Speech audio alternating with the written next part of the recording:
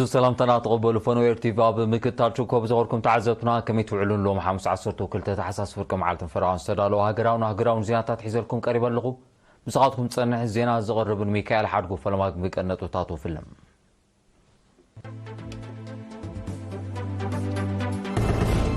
بريزيدنت إيسياس اب عصب مس حلفتي اكلات منغستن جنبارنا بتغبار مربات لمعات سنتيو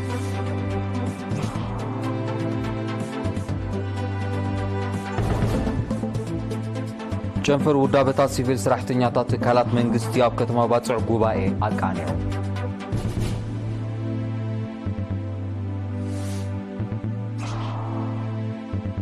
ኤርትራውያን ውዳበታት ኣብ ኢጣልያ ኣብ ከተማ ቦሎኛ ኣብ ዘካየዱ ኣኼባታት ንጥፈታትን ገምጊመን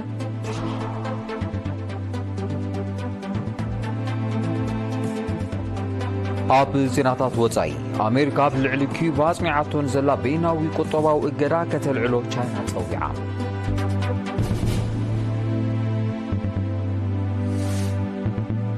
ኣሜሪካ ዕውቱ ፈተነ ምብርዓን ናይ ማእከላይ ርሕቀት ባላስቲክ ሚሳይል ኣካይዳ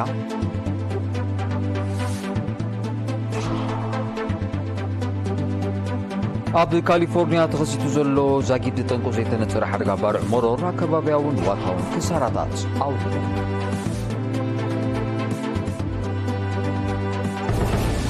ዝርዝር ዜና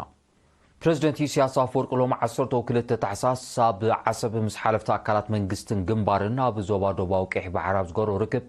ኣብ ገስጋስ ዝተበጋገሱን ኣብ መስርሕ ዝርከቡን መርባት ገምገማዊ ልምዓት ዘትዩን ናይ ስራሕ መምርሒ ሂቡን እቲ ኣብ ዞባ ዛጊድ ዘይተበርበረ ሃብታም ጸጋታት ዝውንን ምዃኑ ዝጠቐሰ ፕሬዝደንት ኢሳያስ ጸጋታት ባሕሪ ብሓፈሻ ሃብቲ ዓሳ ድማ ብፍላይ ኪኖቲ ዞባ ዘቤታዊ ጠለብ ንምምላእ ክኽእል ምእንቲ ቀዳምነት ተዋሂቡ ክስርሓሉ ከም ዝግባእ ሓቢሮም ዓሳታት ይኹን ካልእ ጸጋታት ባሕሪ ወቕታዊ ስለ ዝኾነ ብፍላይ ንዓሳ ዝምልከት ካብ ግንቦት ክሳብ ሕዳር ኣብ ዘሎ ግዜ ኩሉ ዓቕምታት ብምውፋር እኹል ምህርቲ ንምግፋፍ ንኽከኣል بجيز زعكن تجباتي مرب وترو محنصاصن مورصاصن سلازدلي كاب كفلا 2025 جميرو زخيد نصور مرب كسالن نتغبارو كله اكل بهولت كسرحن زلو صغاتات كوافرن ازخاخيرو كاب اغار غففت عساك ساب بعبيت ناشتون جلابو تحاجيزوم نزنطفو متبعن مدغافن اب ممعبال تصلات بتحده اب معباي مهرت دما بتكال زهلو ابر كتو قليل سلازيكونه أمحيال عقمي قففت عسا زيارة تكروكو وهابو كم زقباس ميرولون بريزيدنت إيسياس أب موداتا أبتي زوبا زلو بحراو هابتي نولو تات بزربح زلاغ مقدي أب ربحا كوعل كم زقباب بمتكاس ناقبابا تغاغمو زملكت مبريهيبوم ناب كالزينا بنسقرم بيجنفر ودابتات السيفيل سراحتنياتات كالات منغستي أب كتما باتع قوباي أكانيعوم وكيلي رينا دمساس تسقاين زدالو زينا وتحستو فرطنا عنهم ጨንፈር ውዳቤታት ሲቪል ሰራሕተኛታት ከተማ ባጽዕ ብቻዓተ ተሕሳስ ጉባኤ በመክያድ ንኽልተ ዓመት ተገልግል ሓዳስ አካያዲት አካል መሪጾም ኣብታ አጋጣሚ ኣብ ስራሕ ዝነበረት አካያዲት አካል እንዝሰለሰለቱ ዕማማትን ዝነበራ ብድሆታትን ሕጽረታትን ዝገለጽ ዝርዝራው ጸብጻብ ድሕሪ ምቕራብ ነቲ ሓዳስ አካያዲት አካል ጽቡቕ ናይ ስራሕ ግዜ ተመንያ ኣብታ አጋጣሚ ሓላፍ ፖለቲካን ውዳብን ጨንፈር ሃማማት ዞባ ሰሜናዊ ቀይሕ ባሕሪ መንእሰይ ሱለይማን ዩሱፍ ኣብ ዘስምዑ ቃል ተራ ውዳበ መንእሰይ ሰራሕተኛታት ኣብ ህንጸት ሃገር ዓበ ምዃኑ ብምጥቃስ ናይ ትምህርትን ሞያን ተመክሮታቶም ዝለዋወጥሉ መድረኻት ብምፍጣርን ሓባራዊ መረዳእታ ብምምዕባልን ኣበርክቶኦም ክዕዝዙ ኣዘኻኺሮም ኣብ ማእከላይ ቤት ጽሕፈት ሃማማት ሓላፊት ምክትታል ዞባታት ወይዘሪት ሄለን ኣሚነ ብግዲኣም ንንቕሓት ናብ ጥሙርን ኣድማዕን ዕዮ ዝቕይር ወሳኒ ረዋሒ ደረጃ ውዳበ ሰብን ጸጋታቱን ከም ዝኾነ ብምጥቃስ መንእሰያት ብፍልጠት ሰጊሞምን ብንቕሓት በሪኾምን ጸለውቲ ክኾኑ ብትግሃት ክሰርሑን ኣብ ማእዘንቲ መደባቶም ክኾኑን ኣዘኻኺራ ኣብ መወዳእታ ተሳተፍቲ ኣብ ምሕያል ናይቲ ውዳበ ዘተኮረ ርእዮታትን ሕቶታትን ኣቕሪቦም እዚ ከምዚ ኢሉ እንከሎ ኣቐዲሙን ተጋባእቲ ናይ 2 መዓልቲ ስልጠና መሪሕነትን ምሕደራን ከም እተዋህበ ወኪል ኤረና ሓቢሮም ኣብ ዞባ ዓንሰባ ምግቢ እንስሳ ብምስሳን ምህርቲ ጸባ ክብ ንምባል ዝሕግዝ ስልጠና ኣብ ሓመልማሎ ንሓረስቶትን ሞያውያንን ተዋሂቡ ወኪል ኤሪና ቤቴል ሰሎሞን ዘዳለቶ ጸብጻብ ዳናይት ገብረ ሕይወት ከተቕርብያ ኣብ ዞባ ዓንሰባ መግቢ እንስሳ ብምስሳን ምህርቲ ጸባ ንምዕባይ ዝሕግዝ ብምኽንያት መዓልቲ ሓረስቶት ዝተወደበ ስልጠና ብ10 ታሕሳስ ኣብ ሓመልማሎ ተዋሂቡ ኣብቲ ብምውሃድ ጨንፈር ሚኒስትር ሕርሻ ዞባ ዓንሰባን ፕሮጀክት ውህድ ሕርሻዊ ልምዓትን ዝተወደበ ስልጠና ካብ ከረን ዒላ በርዕድን ሓመልማሎን ዝተዋጽኡ ኣብ ልምዓት መግቢ እንስሳን ጸባን ዝተዋፈሩ 50 ሓረስቶትን ክኢላታት ሕርሻን ተሳቲፎም ኣብ ሚኒስትር ሕርሻ ሓላፊ ልምዓት ጸባን ስጋን ኣቶ ጸገዛብ እምባዬ ኣብ ዝሃቦ መብርሂ ሓረስቶት ከልምዕዎ ዝጸንሑ መግቢ እንስሳ ውሱን ምዃኑ ብምጥቃስ እቲ ስልጠና ኣብ ስጥር ተፈቲኑ ጽቡቕ ውጽኢት ንዝተረኽቦ ልሙዕ መግቢ እንስሳን ጥቕምታቱን ምስ ሓረስቶት ንምልላይ ዝዓለመ ከም ዝኾነ ኣፍሊጡ እንስሳታት ዝተፈላለየ ማእዛው ትሕዝቶ ዘለዎ መግቢ ምዝረኽባ ልዑል ምህርቲ ከም ዝህባ ብምሕባር ብሰንኪ ሕፅረት ልሙዕ መግቢ እንስሳ ዝኽሰት ምጉዳል ምህርቲ ጸባ ንምቅላል ብፕሮቲንን ጸዓትን ሃብታም ትሕዝቶ ዘለዎ 8 ዓይነታት ሳዕርን ጥረታትን ለሚዑ ድሮ ዘርኢ ናይ ምብዛሕ ንጥፈታት ተጀሚሩ ከም ዘሎ ገሊጹ ዕቤት መግቢ እንስሳ ዕቤት ምህርቲ ጸባ ከም ዝኾነ ጠቒሱ ድማ ነቲ ሓድሽ ልሙዕ መግቢ እንስሳ ዝወስዳ ናይ ጸባ ከብቲ ዝያዳ እቶት ጸባ ከም ዝህባ ብምጥቃስ ሓረስቶት ነቲ ሓድሽን ልሙድን መግቢ እንስሳ ኣወሃሂዶም ክጥቀምሉ ኣዘኻኺሩ ኣብ መዛዘሚ ናይቲ ስልጠና ሓላፊ ኣህዱ ቁጠባዊ ልምዓት ኣብ ንእዞብ ሓመልማሎ ኣቶ ባህልበ ሰሎሞን ኣብ ዘስምዖ ቃል ሓረስቶት ንጥፈታቶም ንኸማዕብሉ ሚኒስትር ሕርሻ ንዘካይዱ ዘሎ ንጥፈታት ብምምጓስ ሓረስቶት ንዝረኽብዎ ዘለዉ ዕድላት ብዝግባእ ክጥቀምሉ ጸዊዑ ኣብ ዞባ ዓንሰባ ልዕሊ 440 ናይ ጸባ ከብቲ ከም ዘለዉ ይፍለጥ ኤርትራውያን ውዳበታት ኣብ ኢጣልያ ብከተማ ቦሎኛ ብዘካየድዎ ኣኼባ ንጥፈታትን ገምጊመን ካብቲ ቦታ ንዝበጽሐና ሓበሬታ መልክዕ ጸብጻብ ተዋሂዱሎ ዳናይ ተስፋዝጊ ካብ 12 ከተማታት ዝመጹ ኣካየድቲ ኣካላት ኤርትራውያን ውዳቤታት ኣብ ኢጣልያ ብ7-8 ታሕሳስ ኣብ ከተማ ቦሎኛ ኣብ ዘካይድዎ ኣኼባ ዝተሰላሰለ ንጥፈታት ብመንጽር ዝነበረ ውጥን ገምጊሞም ሓላፊ ህዝባውን ኮማውን ጉዳያት ኣቶ ግርማይ ሃብቲ ሚካኤል ኣብ ዘስምዖ መኽፈት ቃል ሃገራዊ በዓላት ዋዕላ መንእሰያት ከምኡን ኣብ ውሽጢ ሃገር ዝተቓንዐ ዝኽሪ መበል 50 ዓመት ፌስቲቫል ቦሎኛ ዝርከቦ መደባት ስራሕ 2024 ብውዕውዕ ወኒ ከም እተዓመ ገሊጹ ኣምባሳደር ኤርትራ ኣብ ሪፓብሊክ ኢጣልያ ኣቶ ፍስሓ ጽዮን ጴጥሮስ ንህሉ ኩነታት ሃገር ዞባናን ኣህጉርናን ኣመልኪቱ ሰፊሕ መብርሂ ድሕሪ ምሃብ ከምቲ ኣብ ዝሓለፈ መድረኻት ንዘጋጠመ ኩሉ ዓይነት ተጻብኦታት ብንቕሓትን ጽኑዕ ሓድነትን ዝመከትና ኣብ ዝሓድሽ መድረኽ እውን መሳርዕና ኣስጢምና ንሃገራዊ ረብሓ እጃምና ከነበርክት እዋኑ ምዃኑ ኣብሪሆም ኣካየድቲ ውዳቤታት ብወገኖም ኣብ ትግባረ ዝወፀ ውጥን ስራሕ ንዝነበረ ብልጫታትን ድኻማትን ድሕሪ ምግላጽ ኣብ 2025 ናይ ዝሰላሰል መደባት ንድፊ ቀሪቦም ኣብቲ ኣጋጣሚ ጠቕላሊ ቆንስል ኣቶ ተኸለሰንበት ኢማም ብዛዕባ ቆንስላዊ ኣገልግሎትን ካልእ ጉዳያትን መብርሂ ሂቡን ካብ ተሳትፍቲ ንዝቐረበሉ ሕቶታት መሊሱን ኣብ መወዳእታ ተሳትፍቲ ውዳቢኦም ሐይሎም ኣብ ፖለቲካዊ ቁጠባዊ ማሕበራውን ልምዓታውን መደባት ሃገሮም ብዝለዓለ ክዋስኡ ንቕሓት መንእስያት ብፍላይ ድማ ኣባላት ውዳበ መንእስያት ህግደፍ ንምብራኽ ብዕቱብ ክስራሕ ከምኡን ውዳቤታቶም ንምስፋሕን ንምሕያልን ክሰርሑ ዝሕግዝ ውሳኔታት ኣሕሊፎም ኣምባሳደር ፍስሓ ጽዮን ጴጥሮስ ኣብ ዘስምዖ መዕጸው ቃል እቲ ባህናጽ ዝተኻየደ ገምጋም መርኣይ ሓያል ውዳበ ምዃኑ ብምግላጽ ምሕያል ህግደፍ እቲ ቀንድን ወሳንን ሕርያና ስለ ዝኾነ ተካእቲ መንእስያት ሕድርን ሓላፍነትን ክስከሙ ቀጻሊ ምትብባዕ ከም ዘድሊ ኣገንዚቡ ቤት ጽሕፈት ሃማድ ኣብ ንኡስ ዞባ ገለብ ደቂ ኣንስትዮ ብቁጠባ ነብሰን ክኢለን ኣፍሪት ዝኾናሉ ባይታ ንምፍጣር ይሰርሕ ከም ዘሎ ገሊጾም ሓላፊት ቤት ጽሕፈት ወይዘሮ ህድኣት ሙሳ ብዝሃበቶ መብሪ ማሕበር ዘሰላሰሎ ንጥፈታት ብቕንዱ ኣብ ውዳበን ጎስጓስን ዘተኮረ እኳ እንተኾነ ጎኑ ጎኑ ዓቕሚ ደቂ ኣንስትዮ ክብን ንምባል ብቁጠባ ነብሰን ክኽእላን ዝዓለመ ሞያዊ ስልጠናታት ብምሃብን ናይ ልቓሕ ዕድል ብምርሓውን ባይታ ከም ዝፈጠራ ረዲያ ወይዘሮ ህድኣት ኣስዒባ ቆፎ ንህቢ ኣጣል ደርሁን ሞተርን ወሲደን ክነጥፋ ዝጀመራ ድሮን ዝወሰዶ ልቓሕ መሊሰን ናብ ጽቡቕ ደረጃ በፂሐን በምህላወን ኣብ መጻኢ ናይ ምስፉሑ መደብ ከም ዘሎን እውን ገሊጻ ብዘካዚ ብርክት ዝበላ ደቂ ኣንስትዮ ስልጠና ሲንጀር ከም ዝቐስማ እውን ሓቢራ ውዳበታት ማሕበር ኣብ 11 መምሕዳራት ከባቢ ተዘርጊሑ ምህላው ዝጠቐሰት ወይዘሮ ህድኣት ተሳትፎ ደቂ ኣንስትዮ ኣብ ማዕዲ ትምህርቲ ከምኡውን ኣብ ማሕበራውን ፖለቲካውን መድያት እናበረኸ ምምፁ ውፅኢት ናይቲ ምስ መሻርክቲ ብምውሃድ ዝካየድ ዘሎ ጎስጓሳትን ኣስተምህሮታትን ከም ዝኾነ ነፂራ ኣብ 2022 ዘመናዊ ቆፎ ንህቢ ወሲዳ ትነጥፍ ዘላ ወይዘሮ ሳልማ ማሕሙድ ቦገና ሃማድ ብዝገብረላ ደገፍ ኣብ ጽቡቕ ደረጃ መነባብሮ ከም ትርከብ ብምጥቃስ ደቂ ኣንስትዮ ካብ ተጸባይነት ተገላጊለን ብቁጠባ ነብሰን ክኽእላ ማሕበር ንዝፈጠረለን ዘሎ ዕድላት ብግቡእ ክጥቀማሉ ተማሕጺና ኣብ ንዞባ ጾሮና ብምሕያል መደብ ትምህርቲ ንዓበይቲ ዝዘተየ ርክብ ተኻይዱ ሱፐርቫይዘር ትምህርቲ ንዓበይቲ መምህር ተስፋዝጊ ካሳ ኣብ ዝሃቦ ሓበሬታ ሰሪጹ ብዘሎ ንቕሓት እቲ መደብ ጽቡቕ ውፅኢት ይርከቦ ከም ዘሎ ብምጥቃስ ምዕሩይ ጾታዊ ስታፈ ክረጋገጽ ምንቲ ኣብ መሓድርቲ ምምሕዳራት ከባቢ ጻዕሮም ከይዕዙዙ ጸዊዑ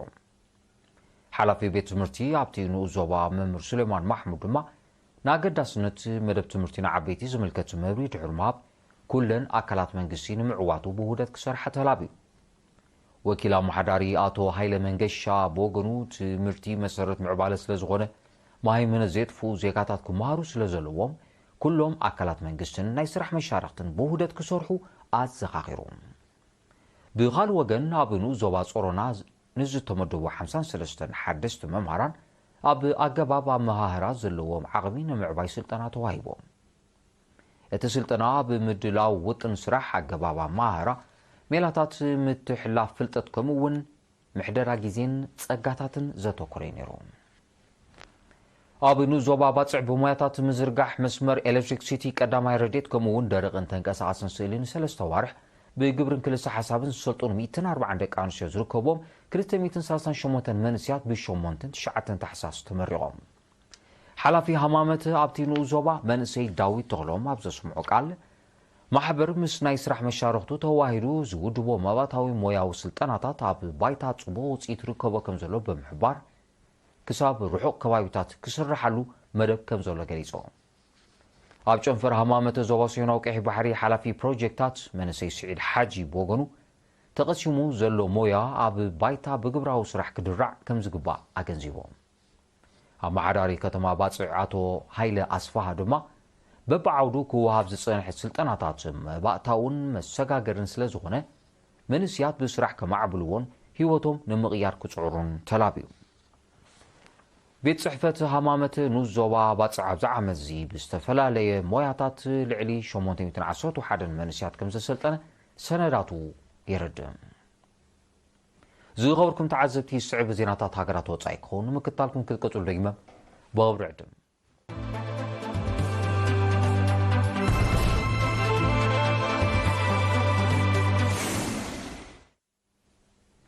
ዜናው መሰናዶ ኤርቲቪ ናቐጽሎ እዩ ዝኸበርኩም ተዓዘብቲ ስለምክታልኩም ኣዝየ መስግን ዜና ወጻኢ ኣሜሪካ ኣብ ልዕሊ ኩባ ኣጽኒዓቶን ዘላ በይናዊ ቁጠባዊ እገዳ ከተልዕሎ ህዝባት ሪፓብሊክ ቻይና ጸዊዓ እቲ ልዕሊ 60 ዓመታት ኣቕፂሩ ዘሎ ዘይሕጋዊ እገዳ ኣብ ልዕሊ ህዝቢ ኩባ ከቢድ ቁጠባዊ ጸገማት ኣስዒቡ ከም ዘሎ ዝጠቐሰ ሚኒስትሪ ጉዳያት ወጻኢ ቻይና ምምሕዳር ፕረዚደንት ጆ ባይደን ንምልዓሉ ስጉምቲ ክወስዳ ተሓሳሲቦም ህዝባዊ ሪፓብሊክ ቻይና እቲ እገዳ ክለዓል ክትጽውዕ ናይ ፈለማ ከም ዘይኮነ ጸብጻባት ይረድኡ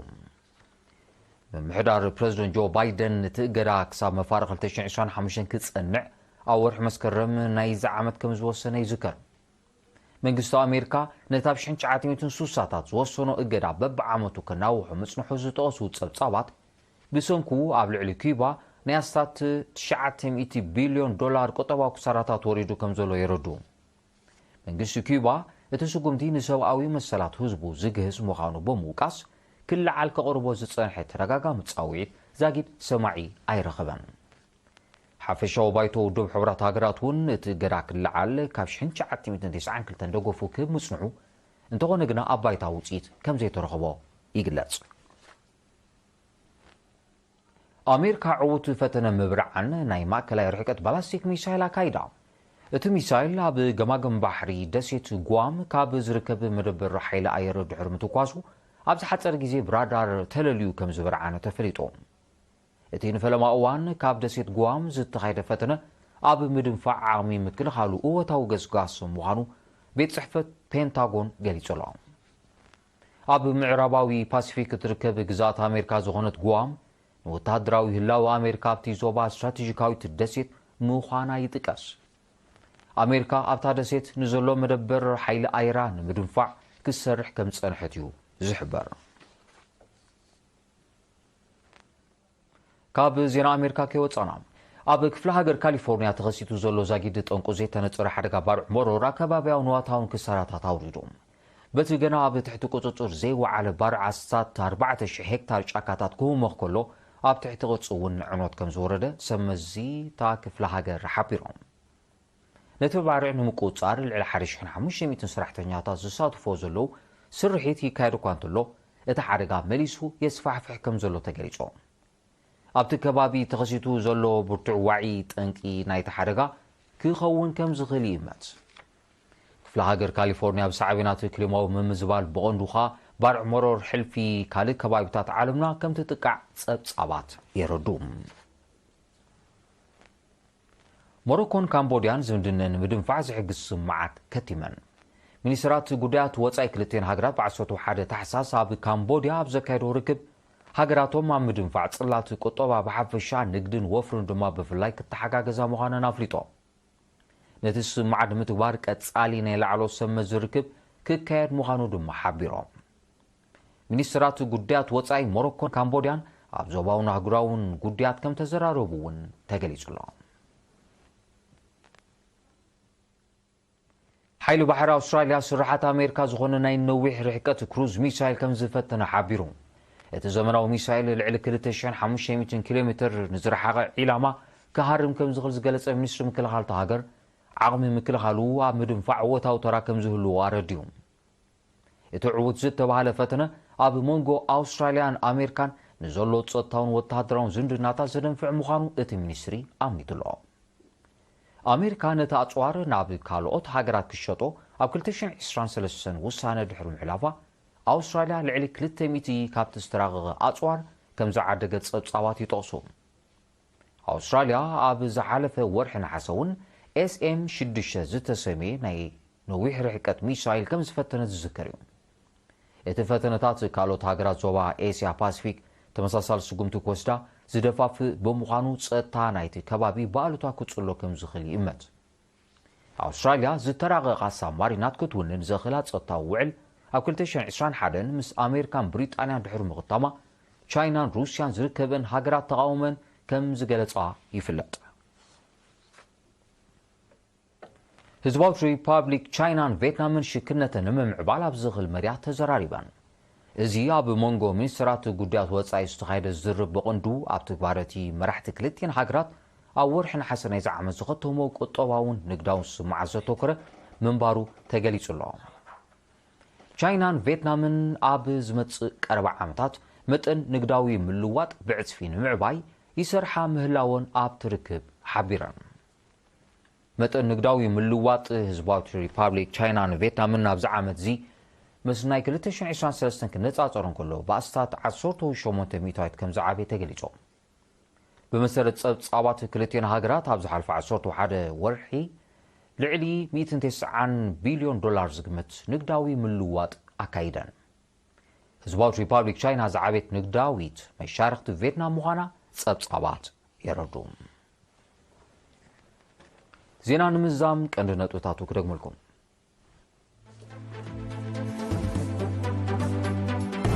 بريزيدنت إيسياس أب عسم حلفتي أكلات منجستن جنبارن أب تكبار مربات لمعات زفي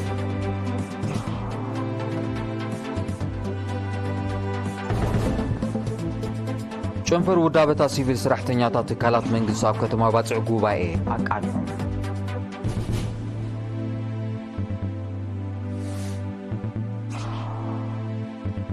ኤርትራውያን ውዳበታት ኣብ ኢጣልያ ኣብ ከተማ ቦሎኛ ኣብ ዘካየዶ ኣኼባ ንጥፈታትን ገምጊመን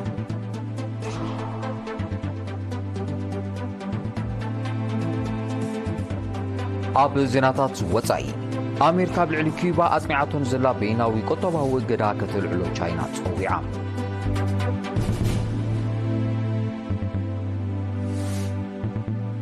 ኣሜሪካ ዕዉት ፈተነ ምብርዓን ናይ ማእከላይ ርሕቀት ባላስቲክ ሚሳይል ኣካይዳ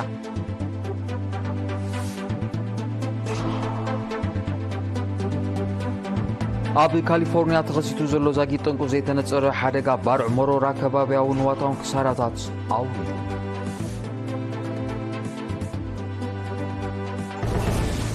ዝኸርኩም ተዓዘብትን ሎሚ ቀትሪ ዝተዳለወ ዜናዊ መሰናዶ ኣብዚ ይፍጸም ስለምክትታልኩም ኣዝየ መስገን ዕለታዊ ዜና ስፖርት ስዕቦ ከቕሪቦ ገነ ግን ሰላም